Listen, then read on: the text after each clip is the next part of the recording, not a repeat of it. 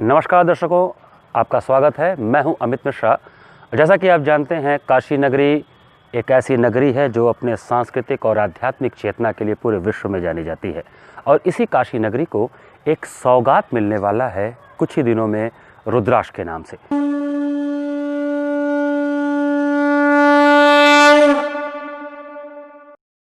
रुद्राक्ष एक ऐसा convention centre है। कन्वेंशन सेंटर का मतलब हो गया सम्मेलन सेंटर, जहां पर बनारस के आध्यात्मिक, राजनीतिक, सांस्कृतिक और अन्य वाणिज्यिक जितने भी तरह की गतिविधियां हैं वो यहां पर संपन्न होंगी।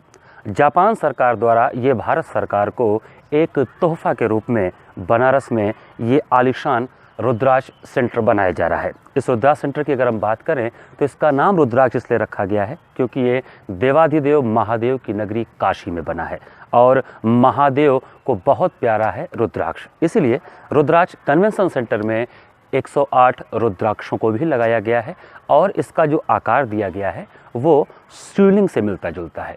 तो आइए देखते हैं बनारस का ये रुद्राक्ष कन्वेंशन सेंटर।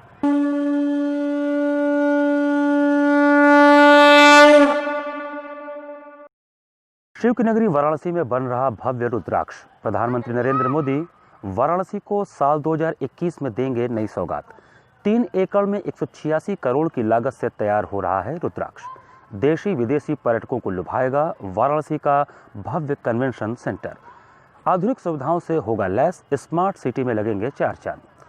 बाबा विश्वनाथ की धरती वाराणसी में जल्द ही कन्वेंशन सेंटर की अलौकिक छटा देखने को मिलेगी। रुद्राक्ष नाम के इस कन्वेंशन सेंटर में अब सैलानी गीत, संगीत, नाटक और प्रदर्शनियों का लुत्फ उठा सकेंगे।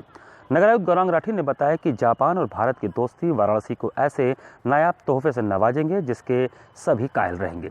साल 2015 में जब भारत के प्रधानमंत्री नरेंद्र मोदी जापान के प्रधानमंत्री अबे शिंजो के साथ आए थे, तब ही इस भव्य कन्वेंशन सेंटर की नींव पड़ गई थी। अद्भुत काशी की झलक लिए इस कन्वेंशन सेंटर का नाम भी रुद्राक्ष है। इस कन्वेंशन सेंटर में 108 रुद्राक्ष के दानों को जड़ा गया है जो इसको और भी भव्य बनाता है।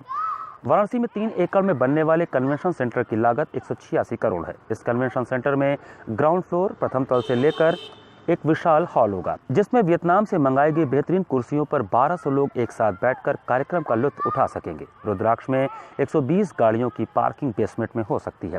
दिव्यांगों के लिए यहाँ विशेष इंतजाम किए गए हैं जिसके तहत दोनों दरवाजों के पास 6 व्हील चेयर का इंतजाम है। आधुनिक ग्रीन रूम भी बनाया गया जिसमें 150 लोगों की क्षमता वाले 2 कॉन्फ्रेंस हॉल व गैलरी भी शामिल हैं जो दुनिया के आधुनिकतम उपकरणों से लैस हैं। रुद्राक्ष को तैयार करने का पूरा काम जापान की फुजिता कॉर्पोरेशन नाम की कंपनी कर रही है। जापानी कंपनी इंटरनेशनल कॉर्पोरेशन एजेंसी द्वारा रुद्राक्ष की फंडिंग की गई है। इस भव्य इमारत को डिजाइन भी जापान की कंपनी ओरिएंटल कंसल्टेंट ग्लोबल ने किया है। रुद्राक्ष में जापानीज गार्डन होगा और 110 किलोवाट की ऊर्जा के लिए सोलर प्लांट लगाया गया है। यहाँ पर वीआईपी रूट और उनके आने का रास्ता भी अलग है। प्रधानमंत्री नरेंद्र मोदी वाराणसी को नए साल में नई सौगात देंगे। रुद्राक्ष का निर्माण कार्य साल 2018 में शुरू हुआ जो साल 2021 में पूरा हो जाएगा। इस कन्वेंशन सेंटर को सुविधाओं से लैस रखने के लिए विदेशी कंपनियों के उपकरणों को लगाया जा रहा है। रुद्राक्ष को वातानुकूलित रखने के लिए इसमें इटली के उपकरणों को लगाया गया है। निर्माण और उपयोग की चीज़ों को देखते हुए इसको green rating for integrated habitat assessment की ओर से 3री ग्रेडिंग मिली है। रुद्राक्ष में कैमरा समेत सुरक्षा के पुख्ता इंतजाम है। साथ ही आग से सुरक्षा उपकरणों पर भी विशेष ध्यान दिया गया है। रेजिडेंट सुपरवाइजर मित्सुगु तोमिता बताते हैं कि जापान और भारत की संस्कृति में काफ़ी समानताएं हैं। रुद्राक्ष दोनों देशों के रिश्तों में और भी मजबूती लाएगा। वाराणसी स्मार्ट सिटी के जनरल मैनेजर ने बताया कि रुद्राक्ष के बन जाने के बाद ये स्मार्ट सिटी को हैंडओवर कर दिया जाएगा। दर्शकों, जैसा कि आपने देखा, ये है बनारस में रुद्राक्ष कन्वेंशन सेंटर जो कि बनकर लगभग तैयार है और आशा किया जा रहा है कि 9 वर्ष पे प्रधानमंत्री स्वयं इसे जनता को सौंप देंगे और जो कार्यदायी संस्था होगी वो इस रुद्राक्ष सेंटर के सारे गतिविधियों को देखेगी। तो काशी नगरी में एक और माइलस्टोन का काम भारत सरकार द्वारा किया जा रहा है जहां पर जनता को पूर्ण सुख सुविधाओं से युक्त एक कन्वेंशन सेंटर तोहफे के रूप में 9 वर्ष में मिलने वाला है।